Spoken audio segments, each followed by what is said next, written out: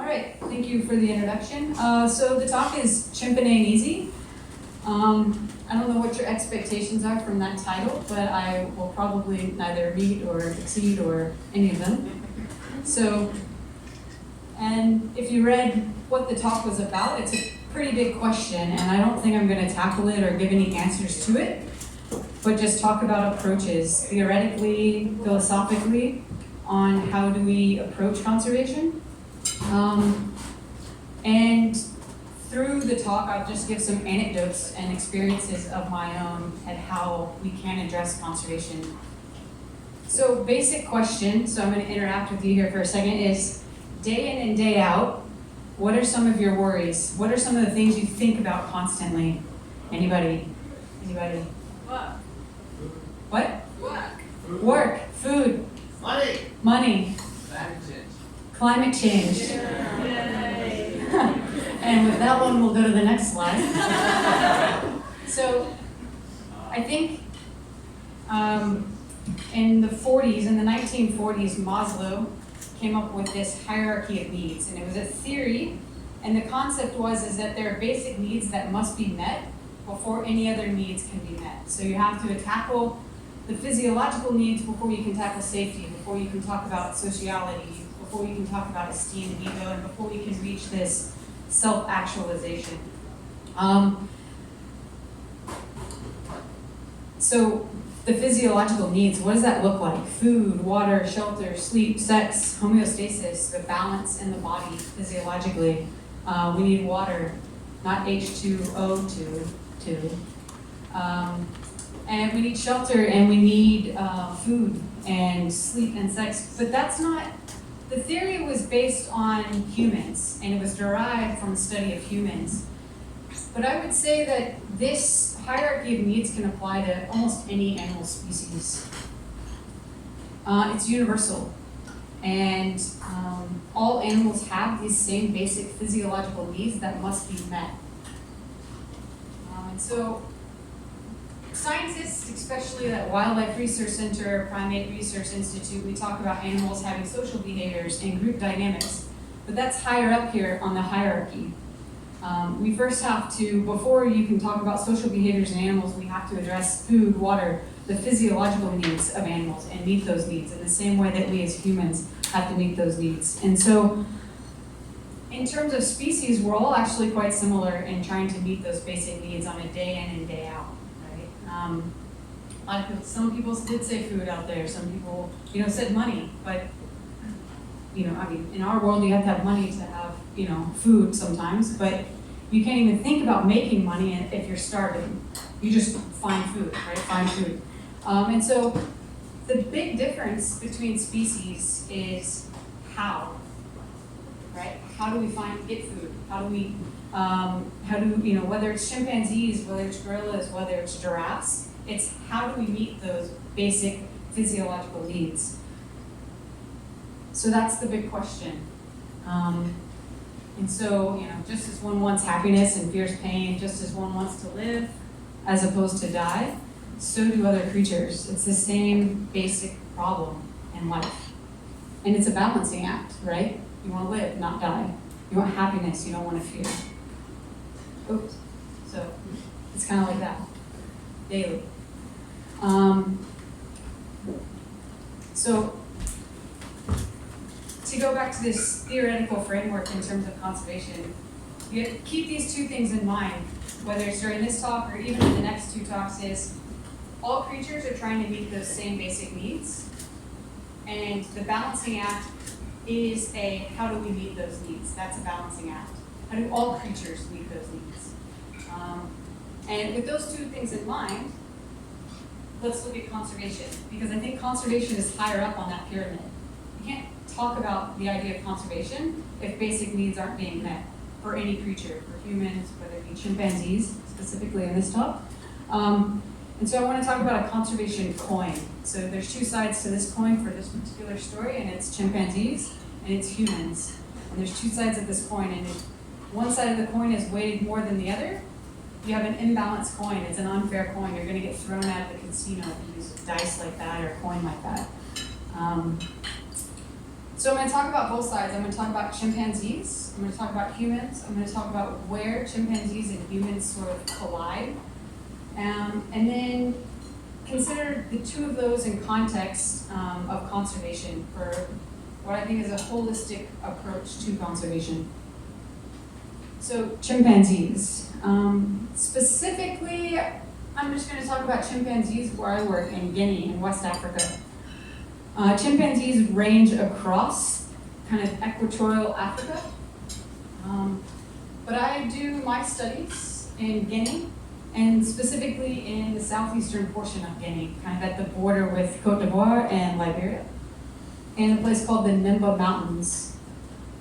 This is what it looks like a bit more. You have the villages in green. You have my primary study area highlighted here in this yellow, or this orange circle. And also over there in what says Bosu, that's another village, and there's other communities of chimpanzees there. So I get a pretty unique opportunity in that I get to study what we would call habituated chimpanzees, as well as unhabituated. Habituated means BBC Earth, you can follow behind a chimpanzee and pretend you're David Attenborough. Unhabituated means a chimpanzee flees and you get to walk around in the forest all day and never see a chimpanzee for months at a time sometimes. But we collect other data in other ways. We collect feces, we collect signs, feeding signs, knowing where chimpanzees are. So anyways, this is the study area where I work. This is what it looks like. It's kind of this oasis, providing fresh water to those local human communities as well as animal communities, and provides a plethora of ecosystem services to flora and fauna in the region. So back to chimpanzees. And I talked about unhabituated chimpanzees, and I get to study unhabituated chimpanzees. This is a camera trap video taken. We put up cameras on trees, leave them there for months at a time, and when something triggers it with motion, it starts taking video. And here you have chimpanzees meeting a basic need. They're feeding on crabs in this video.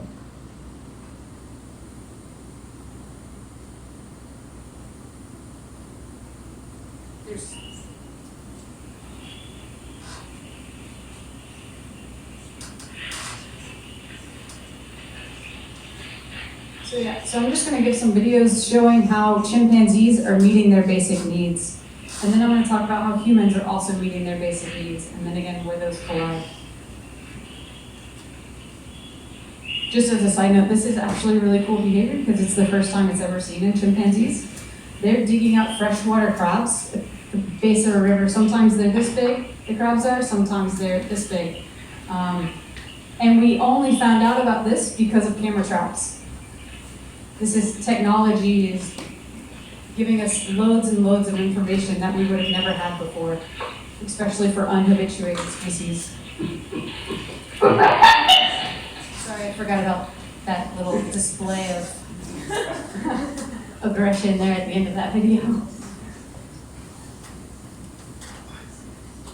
That's needs were met and social order was taking place. They're higher up on that pyramid at that point. And then here's that habituated community, also feeding those same basic needs. This is nut cracking.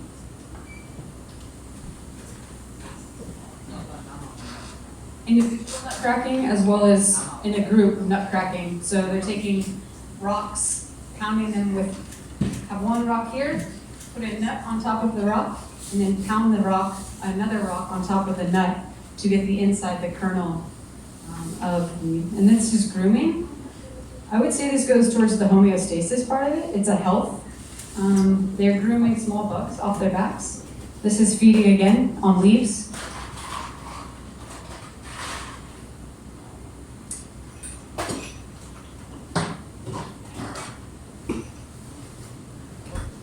This is chimpanzee version of shelter. So building a nest so they can sleep at night.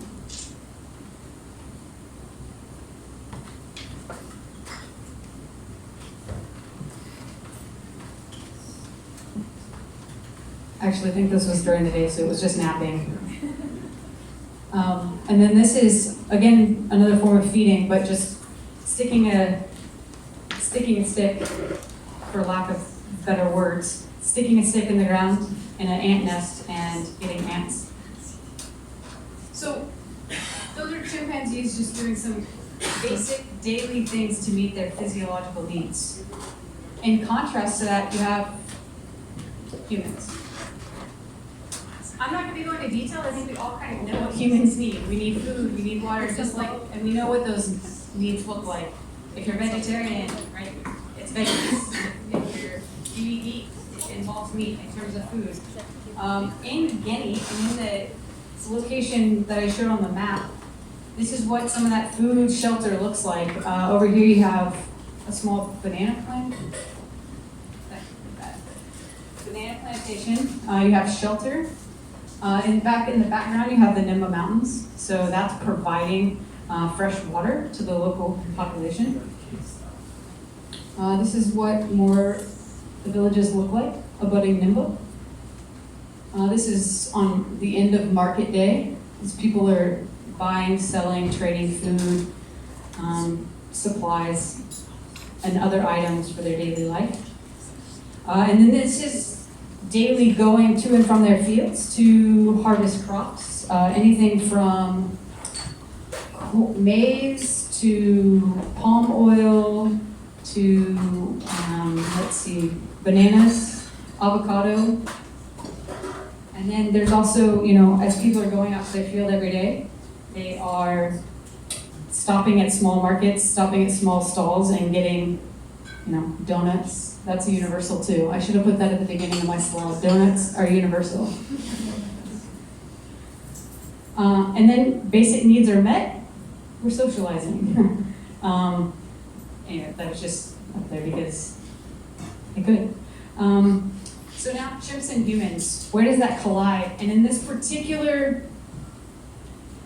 location in Guinea, it collides and it can be peaceful, and it can also sometimes be unpeaceful when it comes to chimpanzees and humans, because they are fighting to meet their physiological needs, and in this location that means also fighting for the same spots of the earth. The resources are the same, it's forest, and it's all there, and they're all, chimpanzees are they are competing for the same forest that humans are trying to use as well to meet those same basic needs. So this is a silhouette of one of the chimpanzees, and in the background you can see the village. Sometimes you'll find the chimpanzees roaming in the village. You also see the situation where chimpanzees have to cross from fragmented forest patches to other forest patches. And they do that, they have to cross the roads, and it can be dangerous for chimpanzees. It can also be dangerous for humans if they encounter chimpanzees with small children. Chimpanzees also like to crop raid, or in this particular instance, hut raid, I would call it, I guess. This chimpanzee took maize that was harvested and stored in the top of this hut and started pulling it down and eating it. And this can cause a lot of conflict between chimpanzees and humans.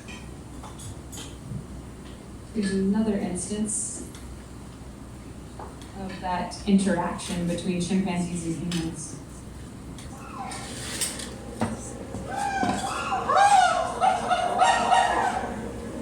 So this chimpanzee is vocalizing.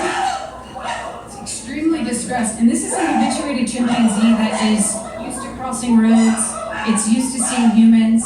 Sometimes goes in and crop raids. Yet, what you'll see here is he's vocalizing like this because there's road construction going on. And so you have these big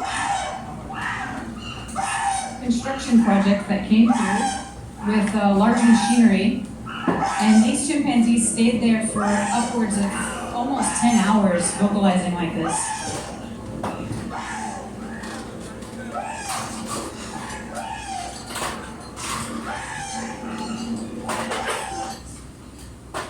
So, what are we supposed to do? I mean, people need to transport their goods, right, and sell their goods to make money. We said, making money is important. Food is important. And in our world, food and money kind of come hand in hand. So we have to transport our goods to make money to feed our families. Okay. Yet chimpanzees need these forested areas, and so they need to go between forested areas to get new resources day in and day out. Two sides of the coin. And again, talking about how the needs are met. They're different, but the same basic needs. So this is where I get into what does it look like then for conservation, and what is a holistic approach to conservation. And for me, this is the coin. This is the coin of conservation. Scientific research with conservation practitioners, as well as community engagement. Without all three of those, none of them will be successful and will move forward. So what's a conservation practitioner? A conservation practitioner can, in my terms, it depends on the field you're studying and the subject you're studying, but for me it means people on the ground.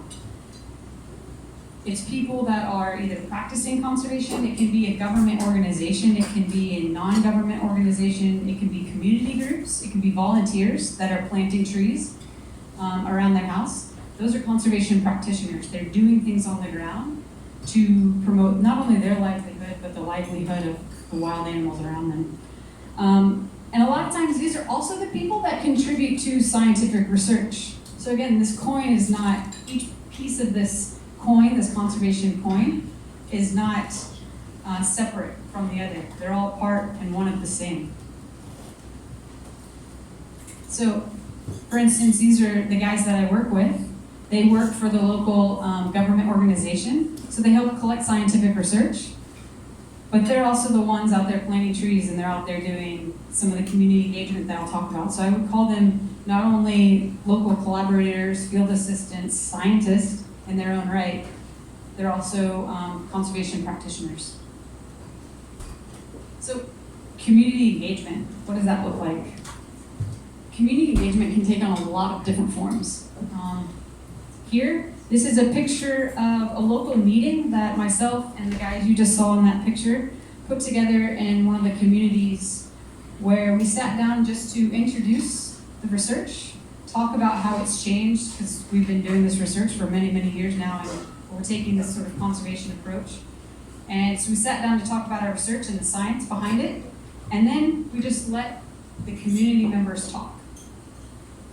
And this is kind of where the idea of Maslow's hierarchy of needs really was planted in me. I mean, I've always known about that pyramid and all of that, but its application to this particular and its importance in this particular conservation really came because anytime we talked about wild animals, if we then gave the conversation over to the community members, it immediately turned to, how do I meet my basic needs? Wildlife was taken out of the picture. You talk about chimpanzees, okay, that's great. I need to build my field right over there. So what are we gonna do about it? That was the next step. Wildlife conservation never came back into the picture unless it was myself or local collaborators that brought it back into the picture. It was always, well, how do we get water? How do we get, how do we get food? How do we, build my hut? I need to go into the forest, cut down this tree so I can have shelter. Again, this is another talk. We were meeting with one of the farmers about a couple of the chimpanzees who had raided his crops. And so we're just talking to him about his perspective on that, and that's a little bit of more community engagement. This is a very lively character in the community who carries this book around. If he knows researchers will be there, he will carry that hat and that book and follow you around. You think I'm kidding? He has read this book to me. He has read this book to me probably 10 times in as many meetings. So, scientific research. That comes into play where scientific research, you can't be taken out of the conservation coin. It provides the data, the information, and essentially the knowledge base which actions can be taken. Governments look towards scientific data. Even sometimes local communities, we interact with them, they'll say, so what are you finding these days? Okay, they want to know, right? I mean, that's part of that community engagement. They do want to know what's coming out of the science. And so that can't be taken out of the equation. I think, given we're nerds, I'm not going to go into what the importance of scientific data in terms of turning data into information and into knowledge. So I'm just going to give you what it looks like to not be David Attenborough or Jane Goodall. This is what it looks like when you don't have a habituated group of chimpanzees.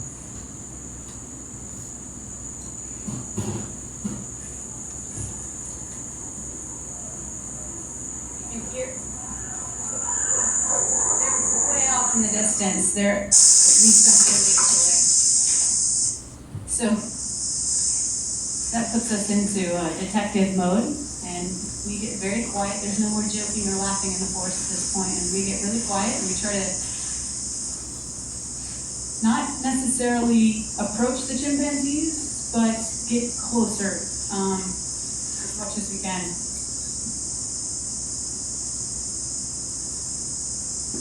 According to Sesame, he thought he saw a chimp, but it was another like squirrel or something. And then we got to sit across the valley there, upwards of 100, 200 meters away, and film them with a zoom video camera. And even now I kind of smile at this because this is such a rare occasion in Nympho. And this large of a group, there were almost 30 individuals probably.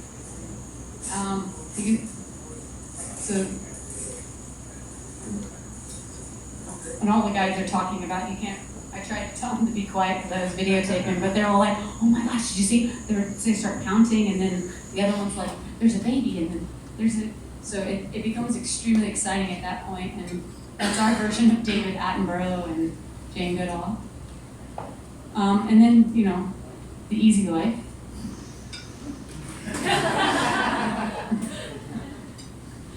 That's where we were all joking about something, and then next thing you know, the joke became reality.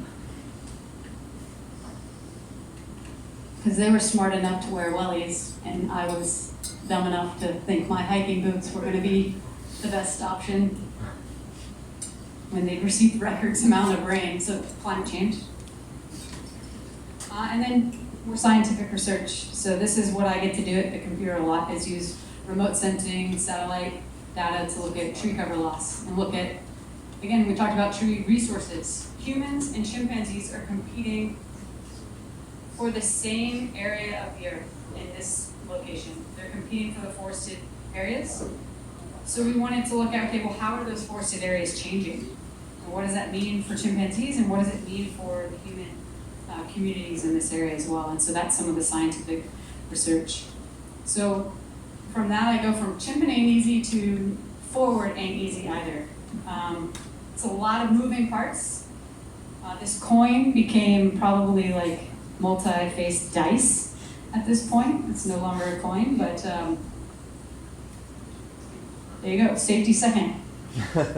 According to Maslow, I'm just saying, safety is second. And so I took this picture, this car was in front of us as we were driving, and that actually says, safety first, buckle your seatbelt. The funny thing about that is there's no seatbelts in these cars. And I'm pretty sure safety is not in their vocabulary when they were loading up this vehicle. So definitely it was just getting from one place to the other to start. I mean, that's most likely someone starting a new life somewhere else. They've moved their entire house. But yeah, so safety second. If you have kids, don't tell them that. Or do. So that's all. That's all I have.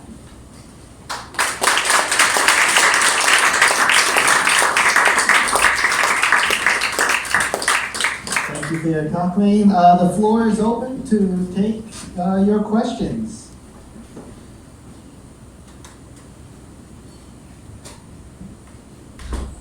Well, then I have a question.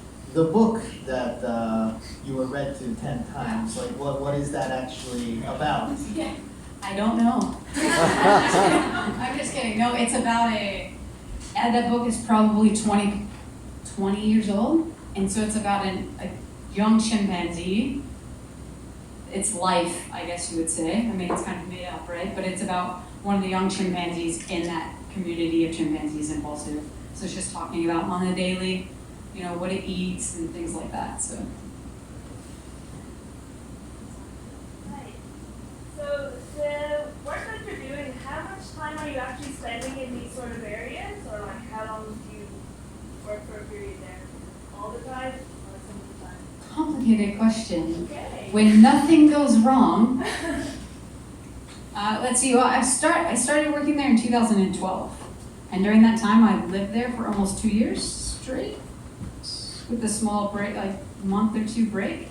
So I was there for almost 2 years, then took a break due to Ebola. It broke out. So I mean, this is why, for me, I think just to tie this in, is why conservation cannot move forward without talking about the community aspects. And you can't just talk about wildlife. Oh, we need to conserve chimpanzees. Chimpanzees are cool, right? I mean, when something like Ebola hits, it hits chimpanzees and it hits humans. And it means no science is happening either.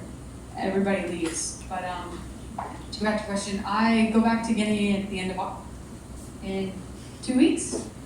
I'll be there for 4 months. And I was there for 2 months last year and 2 months before that. So just at this point, during my PhD, I'm only there for like 4 months at a time, 6 months at a time. I have to come back. Japanese have lots of paperwork. My advisor has lots of paperwork. I must come back. My question is, what are the energy and water needs of the local population? Are they satisfied enough with their current energy level and water access and clean water access? And how do you see these needs will evolve in the next years? Yeah, so part of the way they meet their needs is slash and burn agriculture.